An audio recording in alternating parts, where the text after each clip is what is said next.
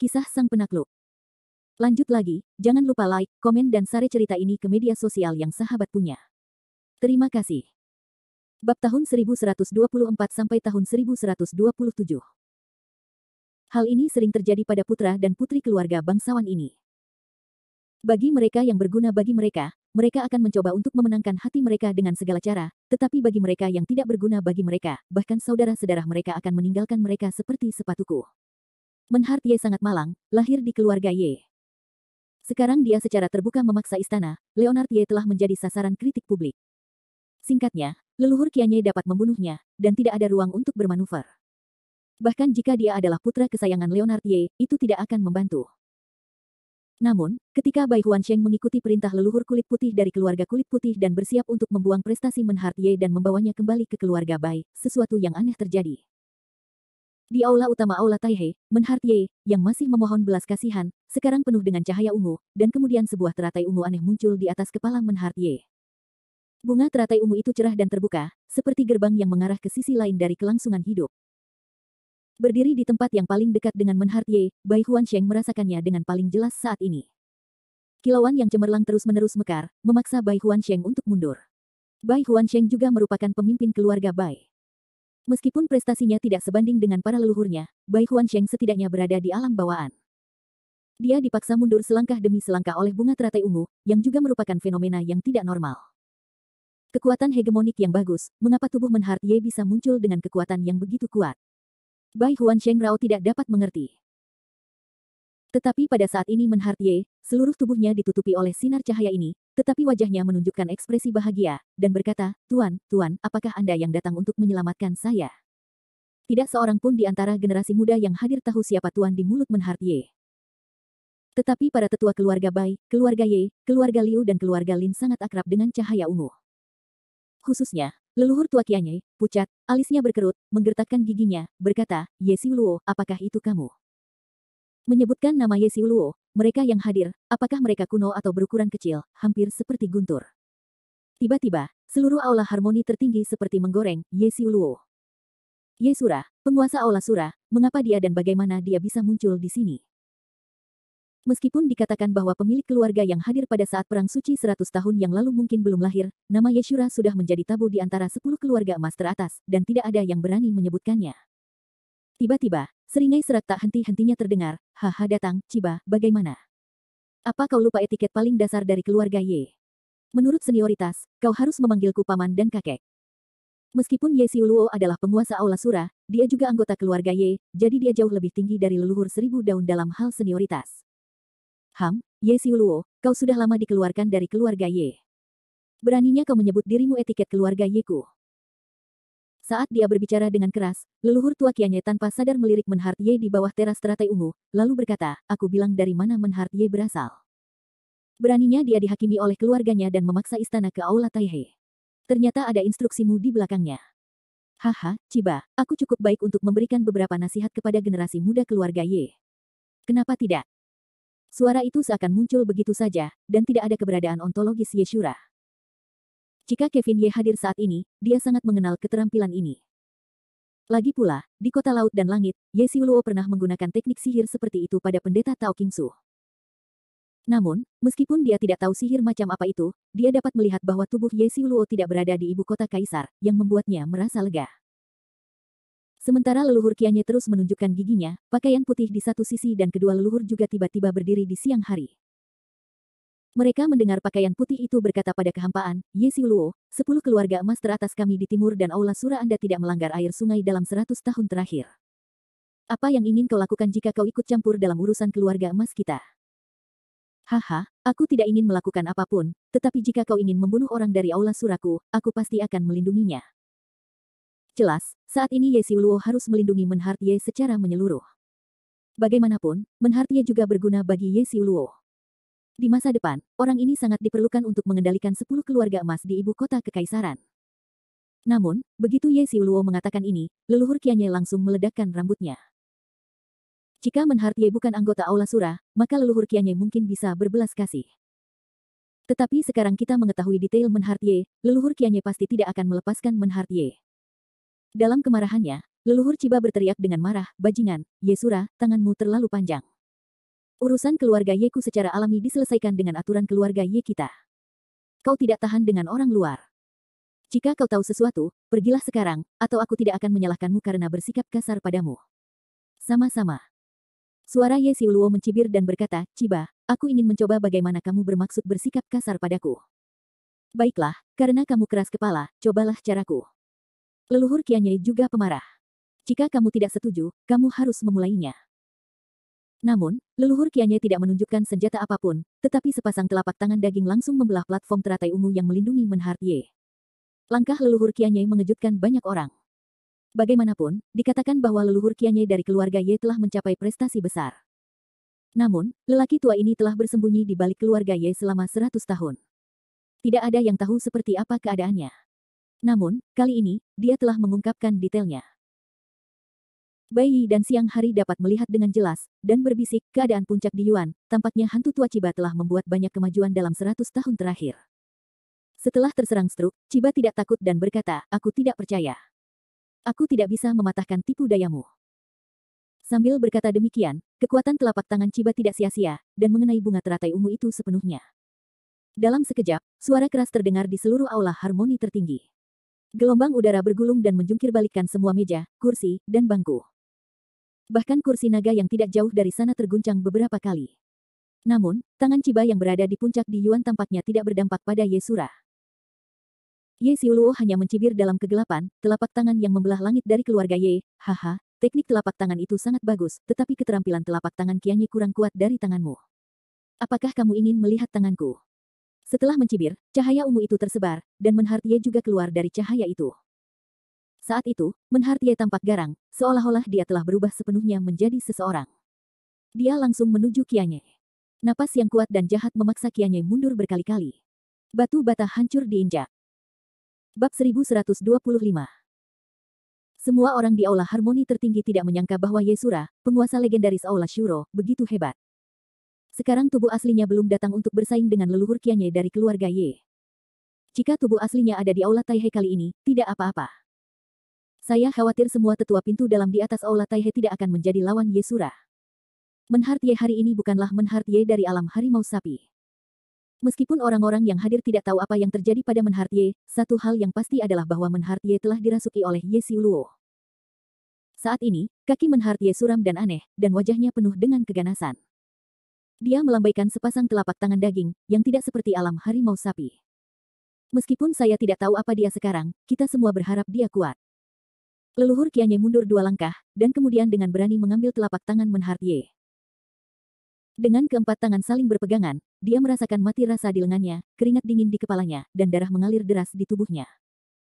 Meskipun pertarungan antara keduanya tidak menyebabkan bangunan runtuh dalam skala besar di aula Taihe, itu berakhir dengan kegagalan leluhur Qianye. Leluhur Qianye tidak dapat menahan Menhart Ye sepenuhnya. Menhart Ye meledakkan alam puncak di Yuan. Seteguk darah keluar dari mulutnya. Tubuhnya menabrak pilar di aula harmoni tertinggi dengan kecepatan yang sangat cepat. Dengan suara gemuruh, beberapa retakan muncul di antara silinder besar, bahkan seluruh aula Taihe sedikit bergetar. Ciba, Ciba. Leluhur, leluhur. Di aula utama, orang-orang keluarga Ye menjadi bingung, dan mulai berlari ke arah leluhur Qianye. Muda, masih terlalu muda. Pada saat ini, suara Ye Xiuluo terdengar lagi di udara, dengan ejekan dan penghinaan yang tak tertandingi. Saat ini, Menhart Ye seperti surah yang berdiri di aula harmoni tertinggi. Dalam jarak 10 langkah di sekitarnya, tampaknya tidak ada yang berani mengambil alih kekuatan Menhart Ye. Di seluruh aula Taihe Hall, suasana menjadi sunyi. Setelah setengah suara, 3 tetua keluarga Ye lainnya secara alami tidak dapat duduk diam. Setelah berurusan dengan Ciba, ketiga orang itu menatapku dan aku menatapmu. Hampir pada saat yang sama, mereka berteriak pada Menhart Ye, Ye Xiuluo, kau pengkhianat, jangan liar. Aku akan menemuimu nanti. Berbicara, ketiga orang itu menjadi surga, bumi dan manusia, 3 postur talenta akan mengelilingi Menhart Ye di dalamnya, dan kemudian tidak menunggu untuk tinggal, ketiganya segera bertinju dan melangkah bersama, menuju Menhart Ye di masa lalu. Hari ini, pertempuran di aula harmoni tertinggi sangat penting bagi keluarga Ye. Ini bukan hanya untuk Menhart Ye, tetapi juga untuk keluarga Ye untuk membersihkan pintu. Menghadapi 3 tetua keluarga Ye, Ye Xiuluo tampaknya tidak takut sama sekali. Baiklah, baiklah, kalian semua datang, bertiga bersama, biarkan aku juga melihat dengan baik. Tahun-tahun ini generasi muda keluarga Ye telah membuat kemajuan pada akhirnya. Setelah berteriak, tiba-tiba, keempatnya bertarung di satu tempat. Setelah beberapa pertarungan, Menhart Ye bertarung sendirian dengan 3 tetua keluarga Ye. 8 tetua dalam dari keluarga Bai, Liu dan Lin tampaknya tidak ikut campur sama sekali. Mereka hanya berdiri dan menonton. Bai Huansheng khawatir dan berkata, "Leluhur, ini bukan cara bagi keluarga Ye untuk bertarung dalam waktu lama. Bagaimanapun, Ye Xiuluo adalah musuh publik dari 10 keluarga emas teratas kita. Selain itu, jika kita benar-benar ingin dia membawa Menhart Ye pergi, kita tidak dapat menjelaskannya. Selain itu, begitu Menhart Ye berada di tangan Aula Sura, dia akan menyebabkan masalah besar di masa depan, jadi tolonglah." Jelas, Bai Huansheng meminta kedua leluhur Bai Yi untuk membantu. Namun, pada siang hari, dia tidak menunggu Bai Huansheng menyelesaikan pidatonya. Sebaliknya, dia mengalihkan pandangan dingin ke Bai Huansheng dan berkata, "Huansheng, ini adalah keluarga Ye yang membersihkan pintu. Kami ikut campur dalam urusan internal keluarga lain. Tidakkah kamu mengerti? Tetaplah diam dan jangan menyela." Bai Huansheng tidak berani melanggar makna hari itu. Dia memberi hormat dengan lembut dan berdiri di samping. Sebaliknya, wajahnya menjadi semakin bersemangat dan mendesah dengan suara rendah, "Sayang, sungguh menakjubkan. Ada 3 puncak di Yuan di antara 4 tetua sekte dalam keluarga Ye, 1 di hari-hari awal Tian Yuan. Jika kultivasi seperti itu dapat membuat mereka berlatih selama beberapa tahun lagi, saya khawatir tidak ada seorang pun di keluarga emas yang dapat melakukan apapun terhadap mereka." Mendengar kata-kata itu, dia berkata dengan senyum dingin di siang hari, "Bagaimana dengan 3 puncak di Yuan dan hari-hari awal Tian Yuan? Bukankah kamu masih tidak memiliki cara untuk melawan Ye Sura? Jangan bicara tentang Ye Xiuluo. Sekarang mereka bahkan tidak dapat memecahkan sebagian dari Ye Xiuluo." Di siang hari, ini jelas telah memfitnah makna para tetua pintu dalam keluarga Ye ini. Tetapi sekarang situasinya benar-benar menjadi tontonan besar bagi para penonton. Keluarga Bai, keluarga Lin, dan keluarga Liu saat ini berharap Ye Xiuluo membersihkan semua hal lama keluarga Ye. Ketika Ye Xiuluo memukul dan melukai keluarga Ye, belum terlambat bagi 8 tetua dalam dari 3 keluarga untuk bertarung lagi. Hanya saja saat ini, Ye Sura sedang berhadapan 1 lawan 3, dan dia bukan orang yang datang ke sini. Meskipun dia masih unggul, tidak mungkin untuk terus seperti ini dalam waktu lama. Di tengah lapangan, Menhart Ye mendorong tangannya secara horizontal, seolah-olah dia memiliki kekuatan gajah naga. Dengan suara angin telapak tangan, dia terus bersiul dan mendorong ketiga tetua keluarga Ye. Berdiri di tengah kerumunan, Menhart Ye mencibir dan berkata, "Membosankan, membosankan, hidup ini benar-benar sepi seperti salju. Tampaknya generasi muda keluarga Ye Mu memiliki kemampuan ini. Mereka tidak memiliki kemajuan. Mereka benar-benar tidak memiliki kemajuan." Berbicara, Menhart Ye melesat ke udara, berubah menjadi pelangi ungu dan langsung menuju ke aula harmoni tertinggi. Suara itu panjang dan jauh, "Datang, baiklah, mainkan juga mainkan, mainkan juga mainkan, aku tidak akan menemanimu bahan-bahan sampah ini, selamat tinggal." Di hadapan semua orang, di bawah pengepungan banyak ahli, seluruh tubuh dan mundur, daun sura ini juga berlari ke ekstrim. Namun, tubuh Menhart Ye hendak pergi. Keluarga Bai, keluarga Liu dan keluarga Lin saling bereaksi. Pertama, gaun putih bersenandung dan berkata, "Jika kamu ingin pergi, kemana semudah itu?" Kali ini, 8 tetua dari 3 keluarga hampir keluar dan berubah menjadi cahaya untuk mengejar. Selain itu, 3 anggota keluarga Ye, total 11 orang, mengelilingi Menhart Ye. Ke-11 orang ini semuanya adalah tetua dari setiap keluarga.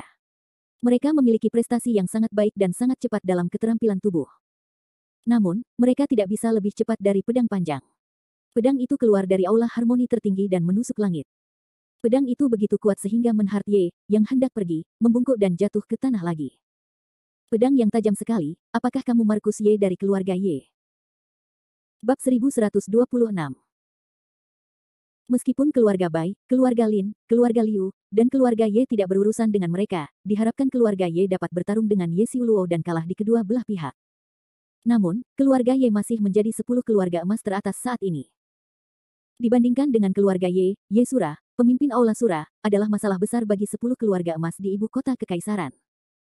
Melihat Ye Xiuluo dan para tetua keluarga Ye yang melekat pada Menhart Ye selama ratusan putaran, mereka ingin pergi sekarang. Bagaimana 8 tetua dalam dari ketiga keluarga ini setuju? Mereka tidak dapat membiarkan Menhart Ye pergi, apakah itu untuk wajah mereka sendiri atau hanya untuk melawan Ye Xiuluo? Namun, ketika 8 tetua dalam dan 3 anggota keluarga Ye, total 11 tetua Neimen menyerang Ye Xiuluo pada saat yang sama, sebilah pedang panjang melintasi langit, memancarkan pedang tajam, yang langsung menghalangi jalan Menhart Ye. Pedang itu dingin dan bersinar, dan ilmu pedangnya juga tajam. Meskipun pedang itu bukan senjata sihir tingkat atas, namun pedang itu juga sangat kuat. Menhart Ye dipaksa mundur terus-menerus. Setelah beberapa saat tubuhnya merosot, ia kembali jatuh di alun-alun di luar aula harmoni tertinggi.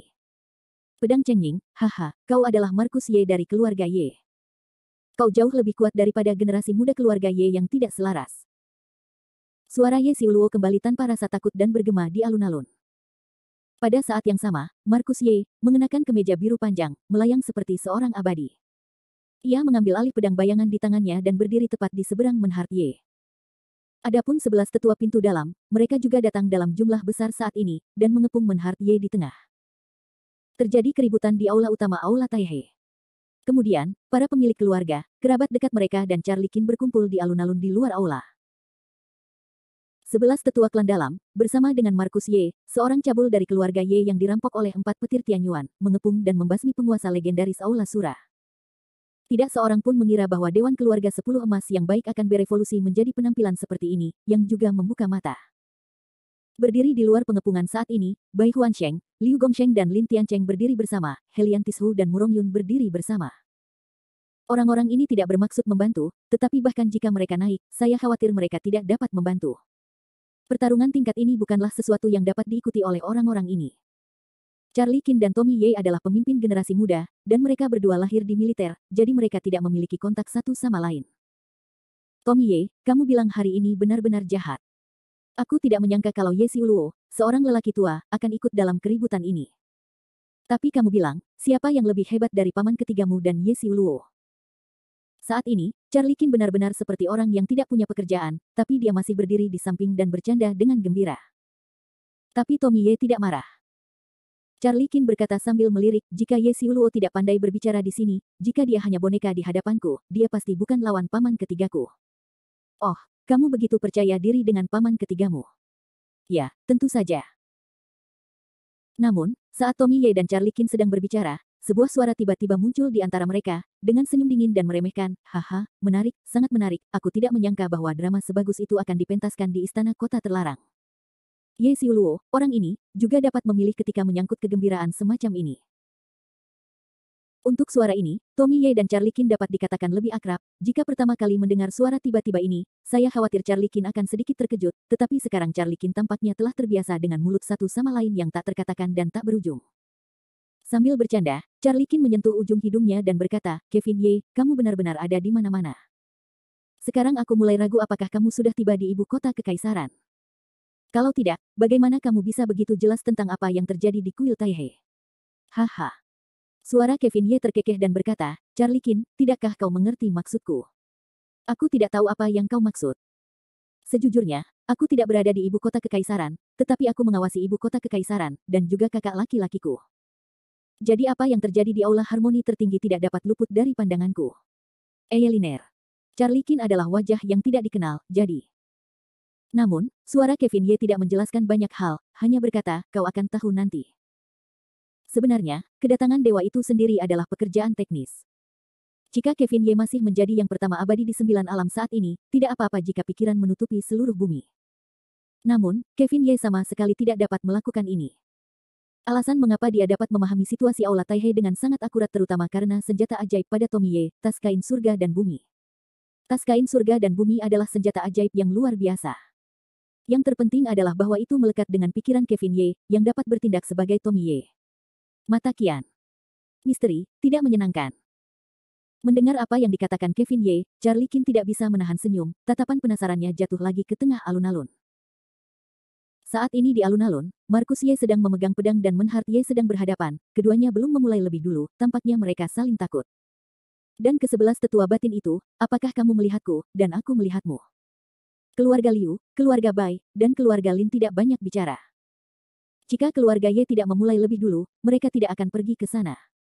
Adapun keluarga Ye, ketiganya bertarung dengan Ye Xiuluo selama ratusan ronde. Meskipun mereka mengatakan tidak terluka, mereka lemah secara fisik, jadi mereka menonton dengan tenang dan siap untuk pergi. Seluruh pemandangan itu hening, Markus Ye dan Menhart Ye terus-menerus menyesuaikan momentum mereka, berharap momentum mereka dapat saling mengalahkan. Namun, Menhart Ye adalah yang pertama melawan. Tiba-tiba, mata Menhart Ye memancarkan cahaya ungu yang aneh, dan langsung menuju ke Markus Ye, haha, biarkan aku melihat apakah kamu, jenius abadi dari keluarga Ye, benar-benar sekuat legenda. Menhart Ye tiba-tiba menyerang, bukan pertarungan sederhana. Aku melihat tangannya gemetar, teratai ungu muncul dari udara tipis, tiba-tiba seperti pedang menuju Markus Ye. Markus Ye mengangkat pedang bayangan di tangannya dan memutar pedang yang layu. Kemudian pedang bayangan berubah menjadi 5 pedang Qi. Pedang Qi tersebar terlebih dahulu dan kemudian menyatu. Seluruh orang Markus Ye terintegrasi ke dalam pedang bayangan. Semua orang di tempat kejadian mendengar Markus Ye tiba-tiba berteriak Kendo, persatuan surga dan manusia. Pedang-pedang Cheng Ying tiba-tiba membesar, seperti sungai yang mengalir deras ke depan. Bahkan langit, matahari dan bulan berubah warna. Kekuatan besar tidak bocor sama sekali, dan langsung menuju ke Menhart Ye.